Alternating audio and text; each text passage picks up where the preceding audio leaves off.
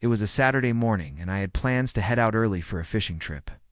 But when I walked outside, my jaw dropped. An SUV with an HOA parking permit was parked sideways across my driveway, blocking me in completely. At first I thought it was a mistake. But then I saw the smug little note on my windshield: HOA regulation. Driveways are not for vehicle use without prior approval. Report to the HOA office. I wasn't even in their HOA. Property was on the edge of their subdivision. It's completely independent, but that didn't stop them from harassing me. I tried calling the tow company, but they wouldn't touch it apparently.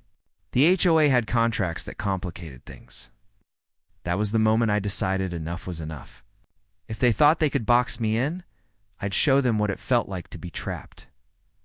You see, the only road into their neighborhood passed right through a narrow stretch of land I owned. Years ago, I allowed them to pave a road across it for community access, but the easement agreement made it crystal clear it was for passage only, not for harassment, not for intimidation, certainly not for blocking my driveway. I grabbed my tractor, a few massive logs from my woodpile, and within an hour, I'd built a barricade across their road, completely cutting off every single resident from getting out. Within minutes, HOA president came storming down the road, red in the face, screaming at me that I couldn't hold them hostage. I simply pulled out a copy of the easement agreement and pointed out the section where it said failure to respect the rights of the property owner may result in withdrawal of road access. Her face drained of color. She knew I had them cornered, literally. The sheriff showed up not long after, called in by frantic homeowners, but after looking at the documents, the sheriff shrugged and said, "Ma'am, looks like he's within his rights." The HOA tried to argue, but the law was on my side.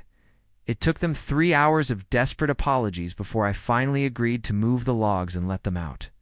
But not before they signed a written statement, drafted right there on the hood of a police cruiser, promising never to block my driveway or interfere with my property again, and you can bet I framed that document.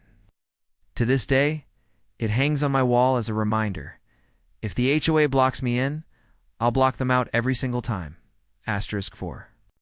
More interesting and heart-touching stories? Hit the subscribe button now.